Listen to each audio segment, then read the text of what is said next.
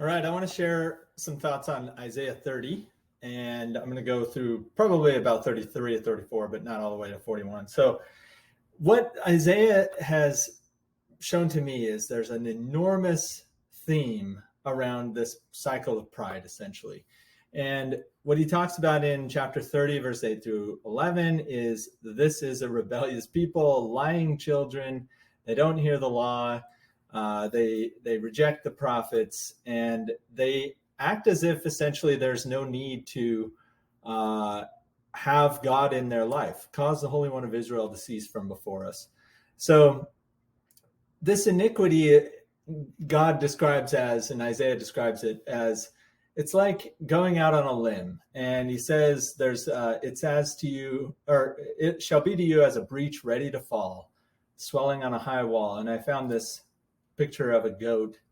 I guess that's a goat standing on a limb. And whenever we get out on a limb, essentially what happens is we are taking things, we're starting to be completely isolated. We isolate ourselves. When we isolate ourselves, we're out on a limb. We're good luck, you're on your own type thing. And that's exactly what the pattern is showing here.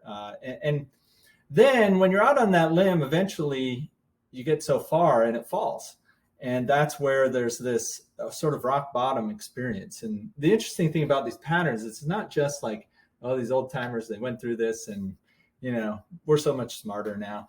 It's not that at all. Actually, we continue this pattern. This pattern is in our life, in my life, and it's the thing we do as society to attempt to get better. And in attempting to get better, we tend to think we've got it figured out.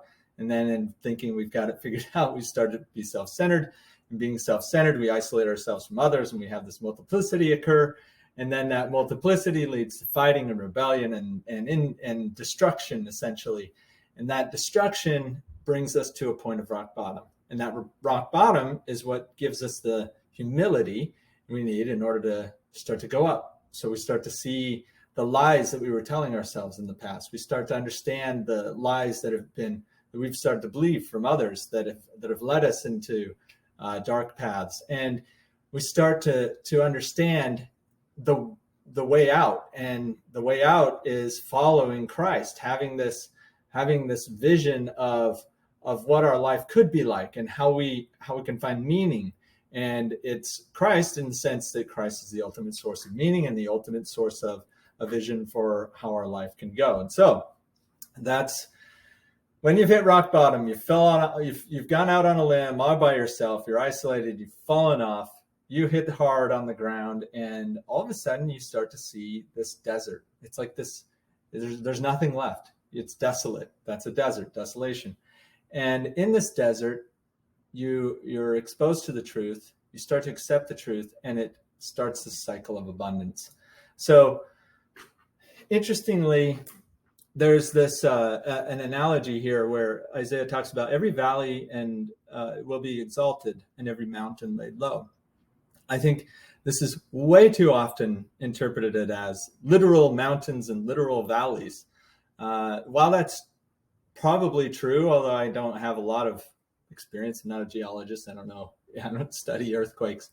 What I know is for sure true is if you think of these valleys and mountains as almost social structures, organizations, or groups, essentially what happens is you can get it can get so large and eventually so self-centered, thinking that that it is the God and it is the source of meaning, that it starts to fragment, and in fragmenting it starts to fall hard in a lot of cases.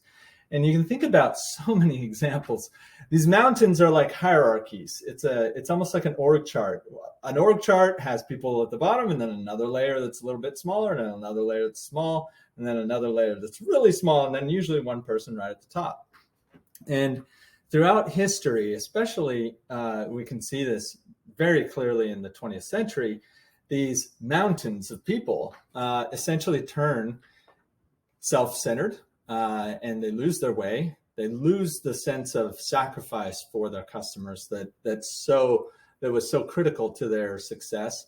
And I'll just use companies as an example. It happens with churches, happens with any social structure that is hierarchical and exists essentially.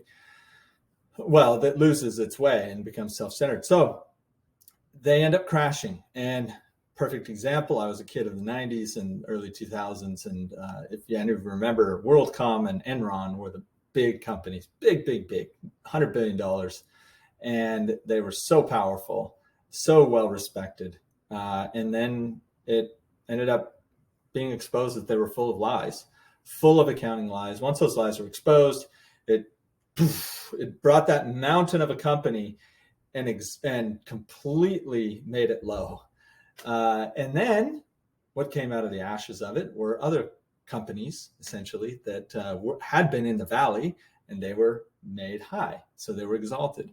So this is a constant cycle. And I want to make that point because I think these symbols are they hide so much meaning in them.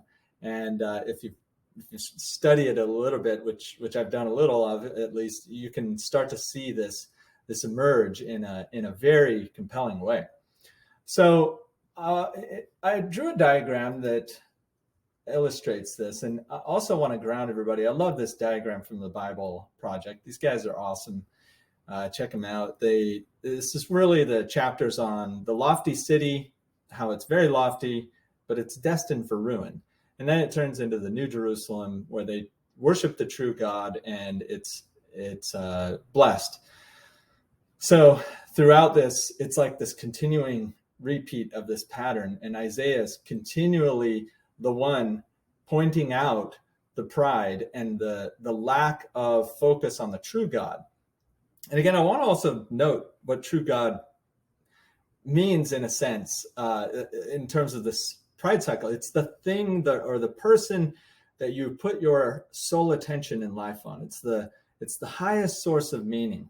And so what typically happens is we get into this state where let's say we start here. Let's say we've started to have abundance, and we start to think, you know what, it's because of me.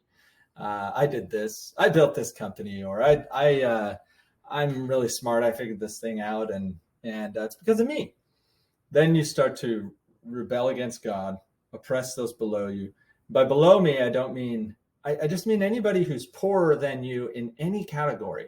All of us are richer than somebody in some category. We may be richer in money is the first thing that comes to example, but that's only one of like a zillion other factors. It could be richer in spiritual knowledge, in capacity to perform a task, and in ability to persuade. It's rich in any factor that when compared with somebody else on that same factor, you have more of. And so that's this idea. When we start to love ourselves, we start to think of ourselves as the center. And then it starts to revert into this lies. We start to realize that not everybody's interested in necessarily loving someone who loves themselves. And so it doesn't manifest itself like this, but this is the underlying pattern, in that we have to cover up this state of being, this self-centeredness with lies. We might say, well, I'm doing it for this reason, or, well, ultimately it's all about the greater good, and so forth.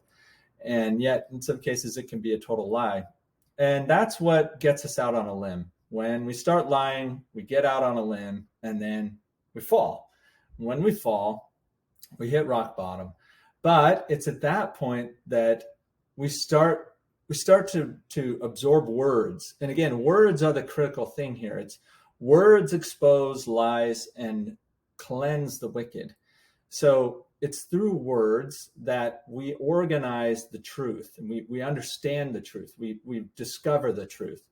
And often it's the words of God, or the scriptures, that form that fundamental set of words and principles, essentially, that describe the truth of situations, which expose the lies of other people. And that's exactly what Isaiah talked about, all these scriptures are cited here.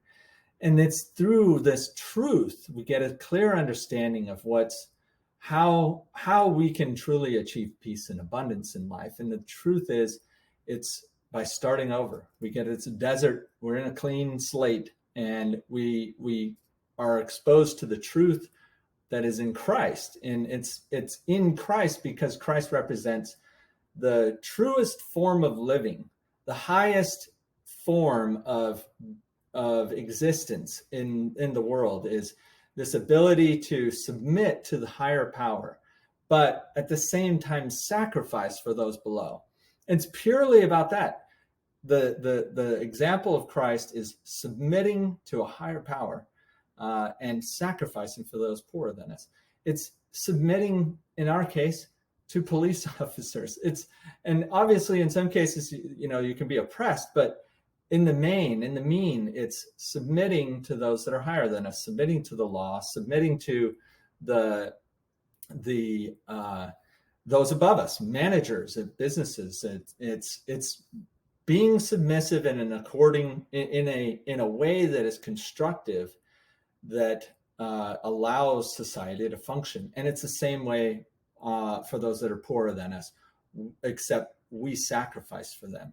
When we are rich in something, we need to sacrifice that richness for the blessing and benefit of others. If we know how to do a task that somebody else is struggling with or has this extreme anxiety over because they have no idea, say, how to change a tire, and they're out on the side of the road, and you've changed 100 tires in your life, and you can do it in 5 minutes, and it's no big deal. Well, it's time to sacrifice your time, pull over, and take care of it for that other person who's poor. And that's what we do when we covenant. So when the reason why covenants are so critical is because they bind us to this style of living. They bind us to Christ. They bind us to this pattern. They form this pact. They say, I want to do that. I want to be this way.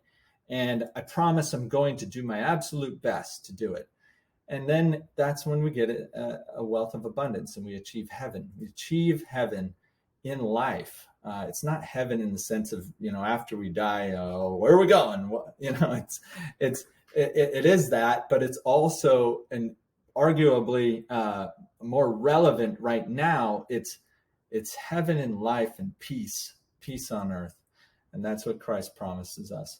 So I know that this pattern is all throughout Isaiah. It's an incredible pattern because it describes this cycle that all of us go through. And the beauty of it is, the blessing really is that we're going to go through this.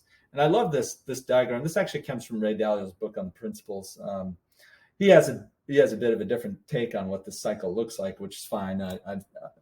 I think he's not trying to make a religious point, but it's similar in the sense that we're going to stumble. And this stumbling block right there, that stone is pride.